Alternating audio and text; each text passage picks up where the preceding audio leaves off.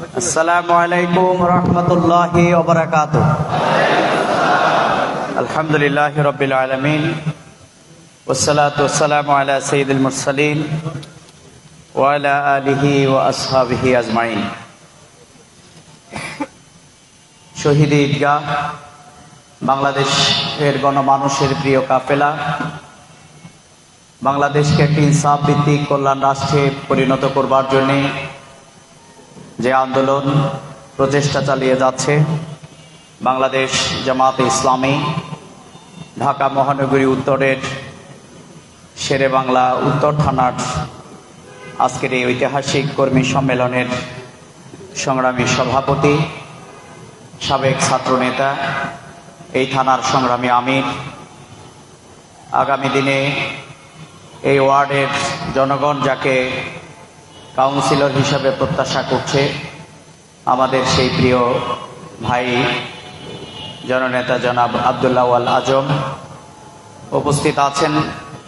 আমাদের মোহাম্মদপুর আদাবর শেরে বাংলার এই অত্র অঞ্চলের নন্দিত জননেতা, প্রিয় মানুষ, বাংলাদেশ জামাত ইসলামীর মনোনীত জাতীয় সংসদে আগামী দিনে যাকে আমরা সংসদ সদস্য হিসাবে প্রত্যাশা করছি, আমাদের সকলের প্রিয় মানুষ, শিক্ষাবিদ, বিশিষ্ট সমাজসেবক জননেতা জনাব মোবারক হুসাইন, জামাত ইসলামীর বিভিন্ন পর্যায়ের সম্মানিত নেতৃবৃন্দ, আমাদের বন্ধু সংগঠনের সংগ্রামী নেতৃবৃন্দ, সম্মানিত ঢাকাবাসী এবং ভাই এবং বোনেরা, আমরা আজ এমন এক সময়ে এই সমাবেশ করছি।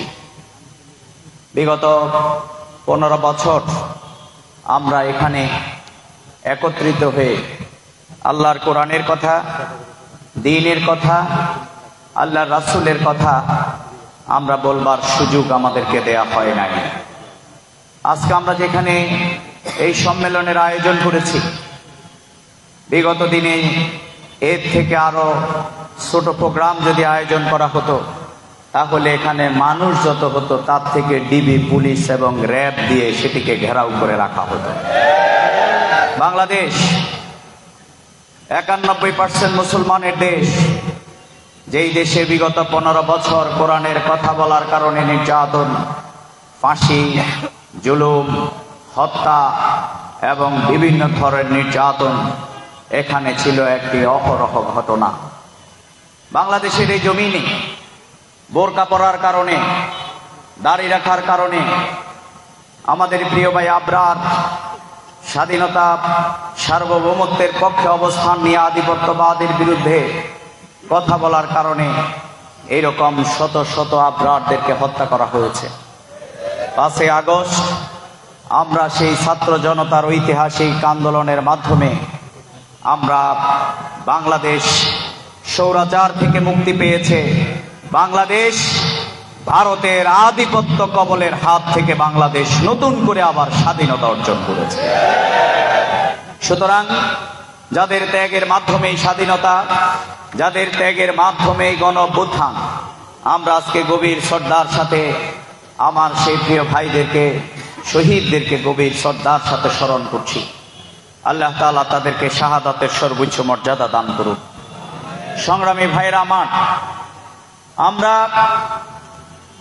আজকে যদি শহীদ পরিবার, তাদের পরিবারের কাছে গভীর রাতে যদি আমরা যাই, তাহলে দেখা যাবে অসংখ্য মায়েরা আছেন যারা রাত স্বাভাবিক ঘুম থেকে তখন বঞ্চিত।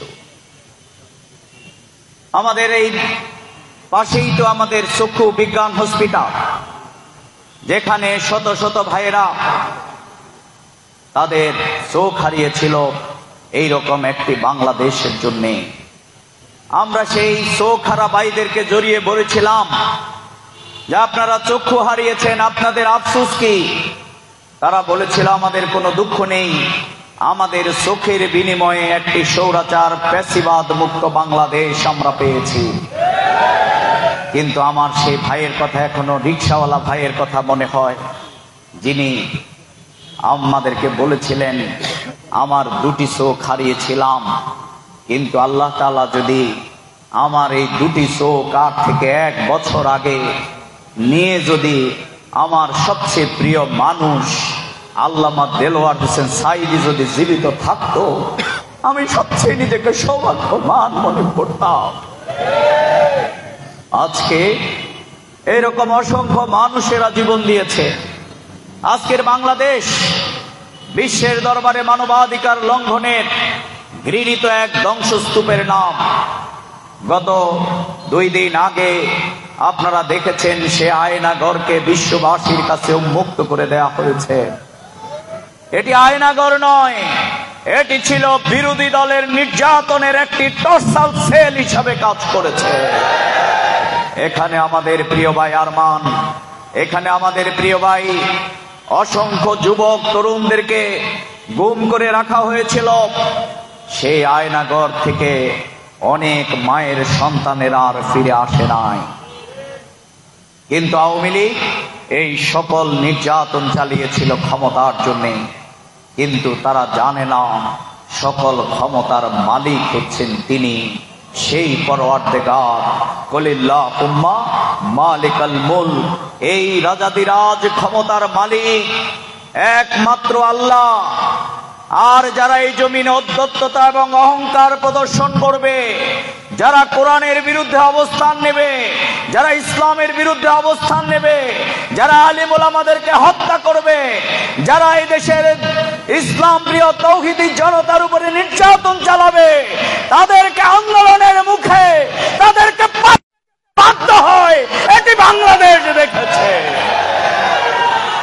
জামাত ইসলামীকে আপনারা নিষিদ্ধ করেছিলেন, আমাদের উপরে ইতিহাসের বর্বর নির্যাতন চালিয়েছিলেন। আমাদের আমির জামাত, দুর্নীতি মুক্ত বাংলাদেশের কারিগর শহীদ মাওলানা মতিউর রহমান নিজামী, আলী হাসান মোহাম্মদ মুজাহিদ, কামরুজ্জামান, মীর কাসেম আলীকে আপনারা হত্যা করেছেন। কিন্তু ইতিহাস সাক্ষী, আপনারা শাপলা চত্বরে আলেম ওলামাদেরকে রক্ত দিয়ে লাল করেছিলেন। আপনারা সেনাবাহিনীর ইতিহাসের সবচেয়ে চৌকস সদস্যদেরকে হত্যা করেছিলেন। আপনারা বাংলাদেশকে বিশ্বের দরবারে দুর্নীতিগ্রস্ত রাষ্ট্রে পরিণত করেছেন। কিন্তু সর্বশেষ আপনারা জামাত ইসলামীকে নিষিদ্ধ করে নিজেদের ক্ষমতাকে পাকাপোক্ত করতে চেয়েছেন। এদেশের মানুষ বাংলাদেশ জামাত ইসলামী, ইসলামী ছাত্র শিবির, ছাত্র জনতাকে বুকে টেনে নিয়েছে, শেখ হাসিনাকে পালিয়ে যেতে বাধ্য করেছে। সুতরাং আমরা কারো করুণায় রাজনীতি করি না, আমরা একমাত্র পরওয়ারদিগারের সন্তুষ্টির জন্যই আমরা কাজ করি। এখনো যারা আমাদের বিরুদ্ধে তুচ্ছ তাচ্ছিল্য করেন, এখনো যারা এদিক সেদিক কথা বলবার জন্য চেষ্টা করেন, আমরা স্পষ্ট ভাষায় বলে দিতে চাই, বাংলাদেশ জামাত ইসলামী স্বাধীনতা, সার্বভৌমত্ব, ঐক্যের প্রশ্নে বাংলাদেশ জামাত ইসলামী আপোষহীন।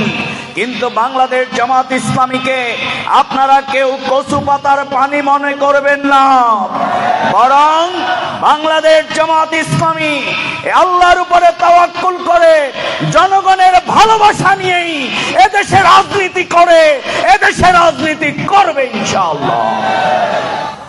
সংগ্রামী ভাইরা আমার, তাই আজ আমরা বলতে চাই, আমাদের এই শহীদদের মূল জীবন দেওয়ার মূল লক্ষ্য ছিল একটি ইনসাফ ভিত্তিক বাংলাদেশ, যেখানে আজ মানুষেরা স্বাধীনতার 53 বছর ক্ষমতার পালাবদল হয়েছে, কিন্তু বাংলাদেশের মানুষ দুর্নীতির কবল থেকে মুক্তি পায় নাই। বাংলাদেশের মানুষ জুলুমতন্ত্র থেকে, মাফিয়াতন্ত্র থেকে বাংলাদেশের মানুষ মুক্তি পায় নাই।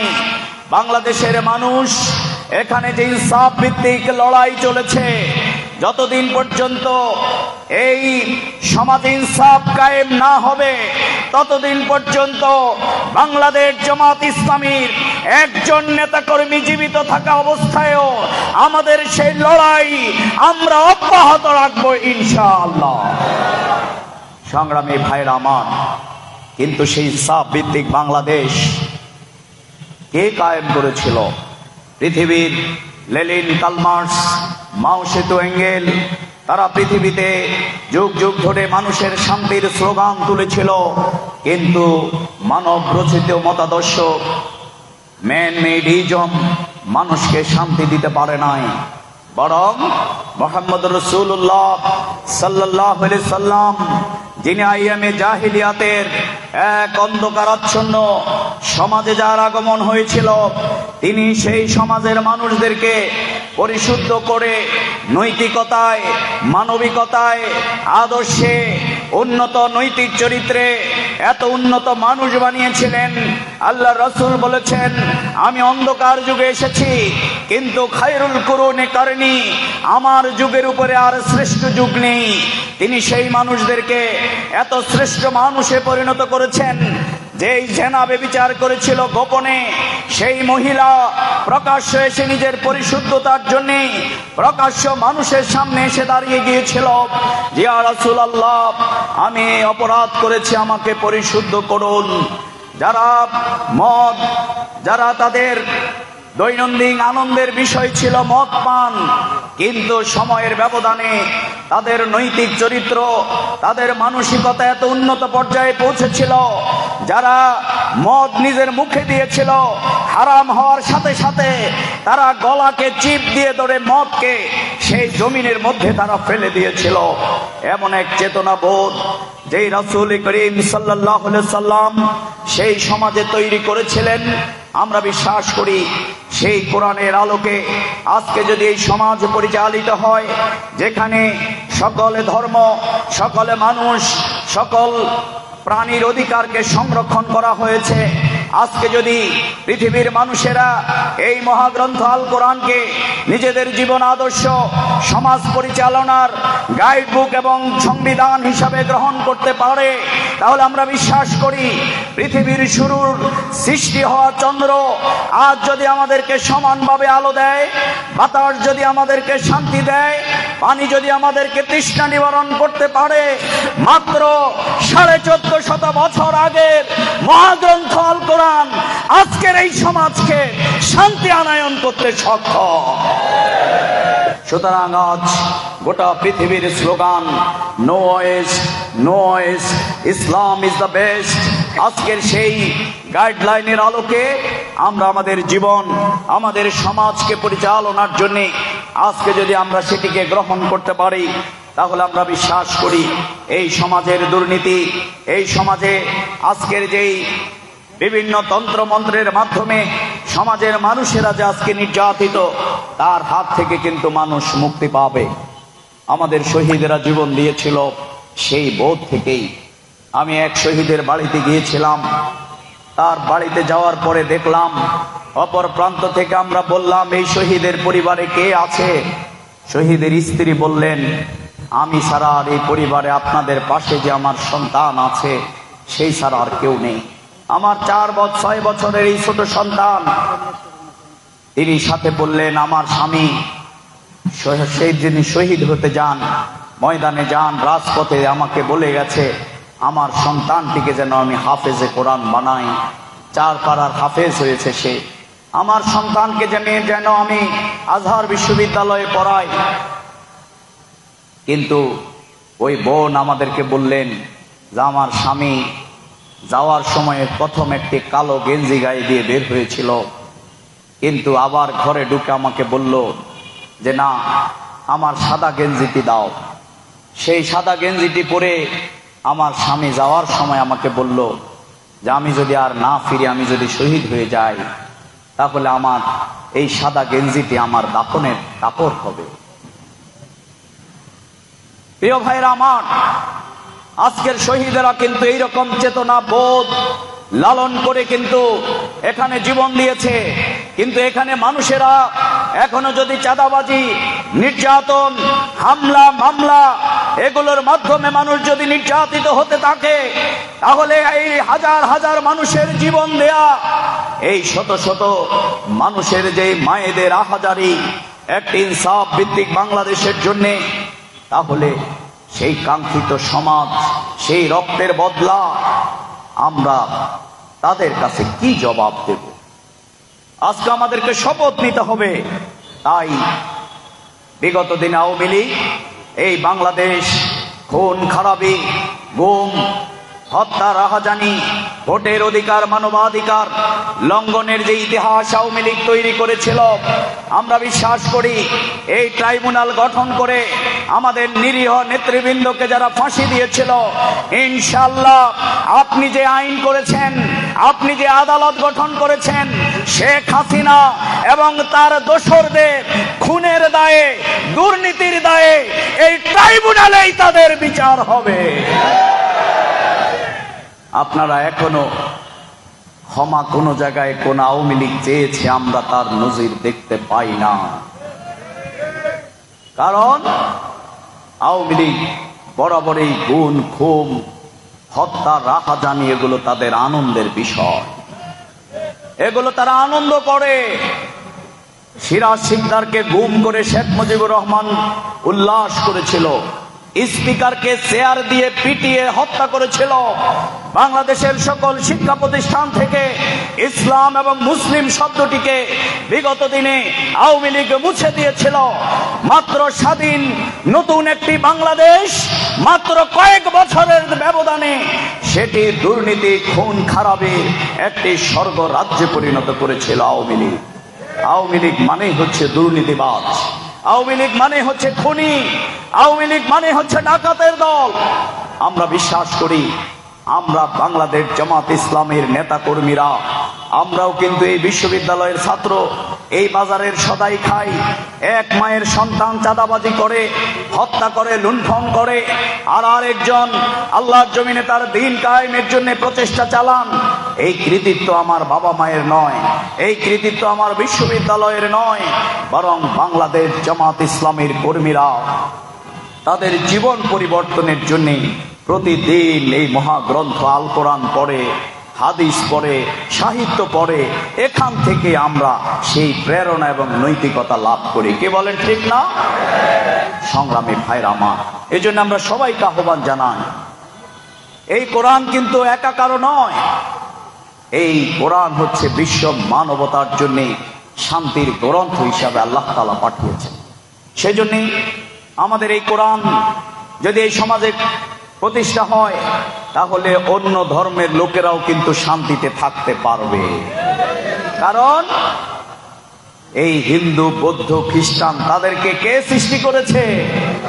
আল্লাহ সেই কোরআনে নির্দেশ দিয়েছে তাদের জান, মাল, ইজ্জত, আবরুর নিরাপত্তার দায়িত্ব যদি সেই রাষ্ট্র যদি মুসলিম হয়, সেই ইসলাম আল্লাহকে যারা বিশ্বাস করে প্রতিটি মুসলমানের দায়িত্ব সেটি। এই জন্য আমরা বিগত দিনে আমরা মন্দির পাহারা দিয়েছিলাম। কেন দিয়েছিলাম? আমরা পাহারা দিয়েছিলাম। আওয়ামী লীগ সবসময় মন্দির ভেঙে কিন্তু রাজনীতি করে। এবার আওয়ামী লীগ পলায়ন করার পরে এই রাজনীতি করার সুযোগ পায় নাই, ঠিক না? এই সুযোগ আমরা দেই নাই। আর সাথে সাথে আমরা আল্লাহর রাসূল সাল্লাল্লাহু আলাইহি সাল্লাম বলেছেন যে একজন মুসলমান তার হাতে সেই অন্য ধর্মাবলম্বী তার ইজ্জত, আবরু, সম্পদ যদি নিরাপদ না থাকে, সেই যদি এগুলোকে তার ইজ্জত, আবরুর উপরে আঘাত হানে, কাল কিয়ামতের দিন আমি ওই মুসলিম নামধারী ব্যক্তির বিরুদ্ধে আমি মুহাম্মদ মামলা দায়ের করব। নাউজুবিল্লাহ। আমরা সেই ভয়ে কিন্তু করি। আমরা সেদিন আমাদের আমির জামাত কে নিয়ে আমরা গিয়েছিলাম মিরপুরে, অন্য ধর্মাবলম্বীদের সেই উপাসনালয়। তারা বলেছিল সব দল আমাদের সম্পদ নিয়েছে, দখল করেছে, অনেক কিছু করেছে, কিন্তু এই পর্যন্ত বাংলাদেশ জামাত ইসলামী আমাদের কোন সম্পদ, আমাদের ইজ্জত, আবরুর উপরে আঘাত হানে না। সংগ্রামী ভাইরা আমার, তাই আমরা বিশ্বাস করি এই সমাজকে যদি নারীদের অধিকার, শ্রমিকের অধিকার, শিশুর অধিকার এবং সর্বপর্যায়ের মানুষের অধিকারকে যদি নিশ্চিত করতে হয়, তাহলে জাকাত ভিত্তিক একটি অর্থ ব্যবস্থার মাধ্যমে যদি রাষ্ট্রকে পরিচালনা করা যায়, তাহলে আর বিদেশ থেকে লোন আনতে হবে না, বরং 10 থেকে 15 বছরের মধ্যে বাংলাদেশ বিশ্বের মধ্যে উন্নত রাষ্ট্রে পরিণত হবে ইনশাআল্লাহ। রাজনীতিবিদরা যদি শুধুমাত্র অপরাধ ছেড়ে দেন আর নিজের দলের লোক ধরলে বলে যে আমার দলের লোক তাকে ছেড়ে দেন, অমুক আমার দলের তার জন্য এই ট্রিটমেন্ট, আর অমুক অমুকের তার জন্য এই ব্যবস্থা। রাজনীতিবিদরা যদি দুর্নীতি ছেড়ে দেন, অপরাধ ছেড়ে দেন, তাহলে বাংলাদেশ 90% অপরাধ দূর করা সম্ভব। কি বলেন, ঠিক না? কারণ রাজনীতিবিদরাই অনেকেই যদি দুশ্চরিত্র হন, রাজনীতিবিদরা যদি লাইন হারা হন, রাজনীতিবিদরা যদি অর্থবিত্তের মালিক হওয়ার জন্য রাজনীতি করেন, তাহলে সমাজ বিপদগামী হয়। আর বাংলাদেশ জামাত ইসলামী আমরা সেই মানুষের সেবা করার জন্য আমরা রাজনীতি করছি। আমরা রাজনীতি করছি, আল্লাহ তাআলা আমাদেরকে এই রাজনীতি করা আমাদের জন্য ফরজ করে দিয়েছেন, মুসলমানদের জন্য। কি বলেন, ঠিক না? আমরা সেই জন্য রাজনীতি করছি। সংগ্রামী ভাইরা আমার, আমি শেষ বলতে চাই, তাই আজকের এই বাংলাদেশ আমাদের শহীদদেরকে মর্যাদা দিতে হবে। এখনো শহীদ পরিবারের আহাজারি, রাষ্ট্রকে এই ব্যাপারে কার্যকর উদ্যোগ গ্রহণ করতে হবে। এখনো আমাদের বাজারের দ্রব্যমূল্য নিয়ন্ত্রণে আছে না নাই? না, বাজারের অবস্থা খুবই খারাপ, ঠিক না? সরকার কিন্তু এই ব্যাপারে ব্যর্থতার পরিচয় দিয়েছে। অবিলম্বে আমরা বলবো, প্রয়োজনে কিছু উপদেষ্টাদেরকে আপনারা বাদ দেন, আর নতুন করে তেজওয়ালা কিছু উপদেষ্টা নেন, যারা রাষ্ট্র পরিচালনা করতে পারবে, জনগণ শান্তিতে ঘুমাতে পারবে। এখনো যখন আমরা দেখি যারা আমার ভাইয়ের উপরে গুলি চালিয়েছে, আমার বোনের ইজ্জত হরণ করেছে, আমার শিশুকে হত্যা করেছে, তারা এখনো ছাত্রলীগ, আওয়ামী লীগ রাস্তায় সকালবেলায় এবং বিভিন্ন জায়গা থেকে বের হয়ে আসার হুঙ্কার দেয়, তখনও আমাদের এখানে কোনো রাষ্ট্র পরিচালনায় কেউ আছেন কিনা এটি জনগণের সন্দেহ হয়। এই জন্য অবিলম্বে আইন শৃঙ্খলাকে নিয়ন্ত্রণ করতে হবে। একবারে তৃণমূল পর্যন্ত আওয়ামী লীগ কিন্তু দুর্নীতি ছড়িয়ে দিয়েছে। আমাদের দুর্নীতির সুবাতাস এবার চলে গেছে হচ্ছে লন্ডন, ব্রিটিশ পর্যন্ত, ঠিক না? একবারে সেখান পর্যন্ত পৌঁছে গেছে। এই জন্য শেখ হাসিনার সেই বাগ্নি কিন্তু সেখানে মন্ত্রিত্ব ছাড়তে হয়েছে। আমেরিকায় কিন্তু একের পর এক রিপোর্ট প্রকাশিত হতে শুরু করেছে। সুতরাং এই দুর্নীতিগ্রস্ত পরিবার গোটা বাংলাদেশের সকল ব্যবস্থাকে তছনছ করে দিয়েছে। এই জন্য আমরা স্পষ্ট দাবি জানাতে চাই, অবিলম্বে সংস্কার করতে হবে এবং সংস্কারের মাধ্যমে এই দেশের আওয়ামী লীগ বিগত দিনে ক্ষমতার মসনদে টিকে থাকার জন্য সব কিছুকে যেভাবে তছনছ করে দিয়েছে, আজকে বিভিন্ন দিক থেকে যে রিপোর্টগুলো আসছে, রাজনৈতিক দলের সমন্বয়ে এই সংস্কার করেই কিন্তু পরবর্তীতে নির্বাচন দিতে হবে। কি বলেন? শেখ হাসিনার ফাঁসির রায় হয়েছে এবং আওয়ামী লীগের দোসরদের বিরুদ্ধে একের পর এক রায় হওয়া ছাড়া শহীদের রক্তের উপরে দাঁড়িয়ে বাংলাদেশের মানুষ অন্য কোন তামাশা দেখতে চায় না। এই জন্যই আমরা দাবি দিয়েছি অবিলম্বে স্থানীয় নির্বাচন হতে হবে। কি বলেন, ঠিক না? কারণ সকল কাউন্সিলররা পালিয়ে গেছে, এখন মানুষ কোনো তৃণমূল পর্যায়েও তাদের কোনো সার্ভিস নেই।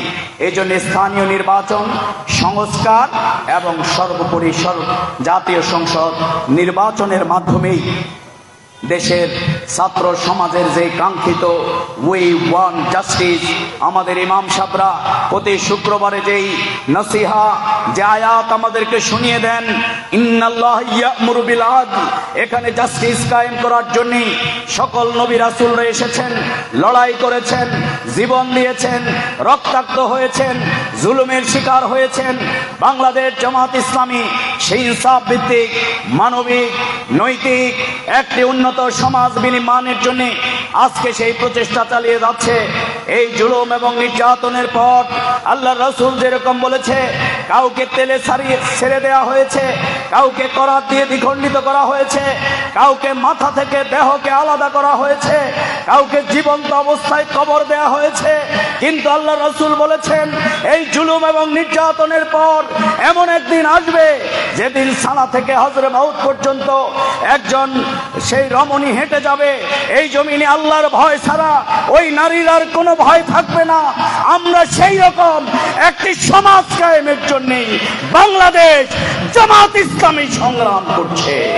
সুতরাং সেই সমাজ কায়েমের জন্য আসুন আমরা নিজেদের আত্মগঠন, আগামী রমাদানে আমরা এই কোরআনের আওয়াজকে, এই দাওয়াতকে প্রতিটি ঘরে ঘরে আমরা পৌঁছে দেওয়ার চেষ্টা করি।